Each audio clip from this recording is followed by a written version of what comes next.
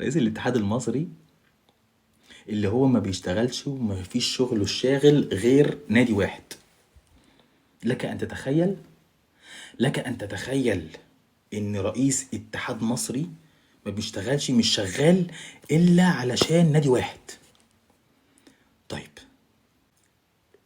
استاذ هاني ابو ريده النهارده بيطالب من الاتحاد الافريقي انه ينزل عقوبه على الاتحاد العاصمه بتاع الجزائر علشان الجماهير، وعشان ماتش الزمالك مع اتحاد العاصمه يكون بدون جمهور ويدوا الكاس للزمالك. طب هو انت عملت كده يا فندم قبل كده؟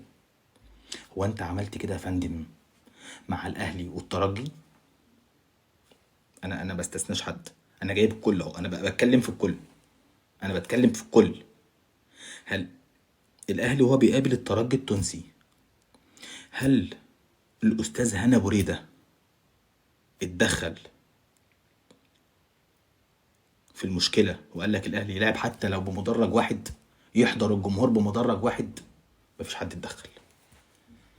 استاذ هاني ابو ريده ما اتدخلش. النهارده استاذ هاني ابو ريده بيتدخل، بيقول لك لا لا لا، انا النهارده بقى انا لازم اثبت وجودي واكون موجود مع الزمالك واكسب القضيه واخلي اتحاد العاصمه تلعب قدام الزمالك بدون جمهور. احنا عندنا الناس هنا شغاله بمكيالين، الناس عندنا هنا شغالين بمكيالين، ولو جيت قلت الحق انت وحش، انت غلط، انت ما ينفعش تتكلم. نادي الزمالك الناس بتسأل هو ليه الإعلام والاتحاد المصري والحكام بيهيئوا الأمور للزمالك؟ الناس هنا عندنا في مصر بتقول ليه الإعلام والاتحاد المصري والحكام بيهيئوا الأوضاع للزمالك؟ ليه؟ 2.5 مليار جنيه.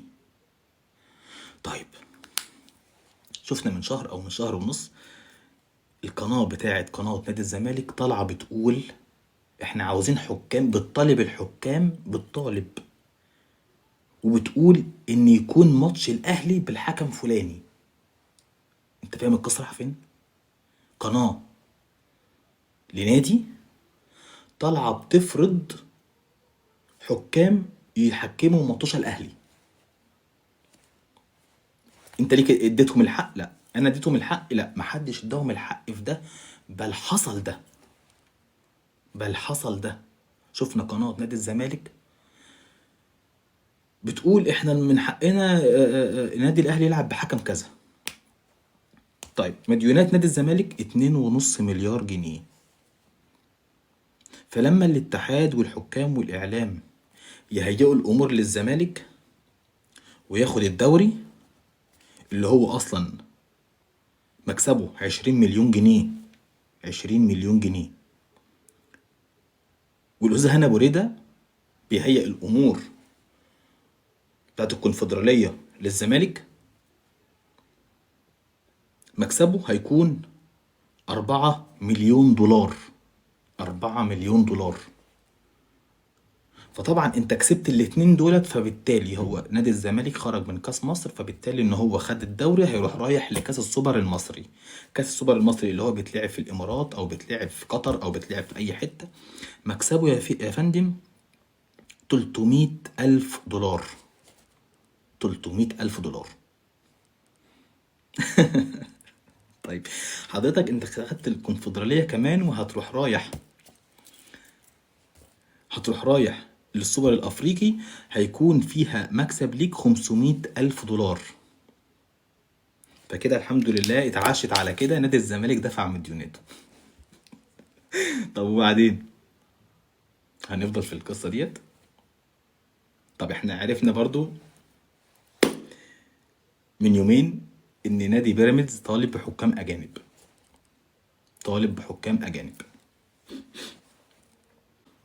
الزمالك وبيراميدز عشان نعرف النهارده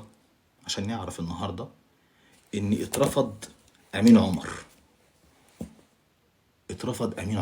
طيب،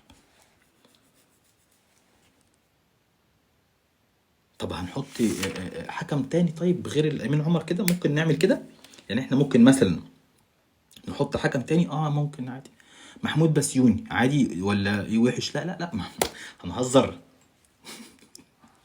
محمود بسيوني ما ينفعش يكون حكم مباراة الزمالك وبيراميدز، ما ينفعش. ليه؟ محمود بسيوني ماله؟ عمل ايه؟ محمود بسيوني هو اللي ضيع الزمالك من كاس مصر، هو اللي خرج الزمالك من كاس مصر قدام سيراميكا كليوباترا. فما ينفعش الزمالك يكون، ما ينفعش محمود بسيوني يكون يا فندم احنا بنهيئ الامور لنادي الزمالك. لا، احنا بنهيئ الامور لنادي الزمالك. فما ينفعش يكون محمود بسيوني حكم لمباراة الزمالك وبيراميدز. طب امال هنحط مين طيب يعني لمباراة الزمالك وبيراميدز؟ نحط مين؟ قال لك نحط حكم اسمه محمد غازي او محمود ناجي. طب مين محمد غازي ده بقى؟ محمد غازي دوت كان حكم مباراة انبي والاهلي، كان حكم مباراة انبي والاهلي اللي خلى الاهلي تعادل، وحسب ضربة جزاء على ديانج عشان الكرة جت في ايده.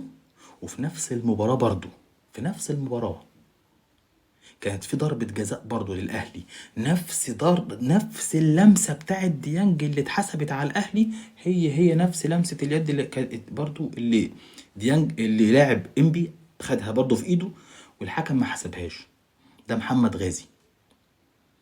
محمد غازي اللي المفروض هيكون حكم لمباراة الزمالك وبيراميدز، مترشح معاه محمود ناجي. طب ده كويس؟ يعني ده يرضيكوا كزملكاوية صح؟ حكم زي ده زي الفل. حكم زي ده باشا باشا، احنا ستر ورضا، ستر ورضا ده من عند ربنا. محمد غازي ومحمود ناجي. طيب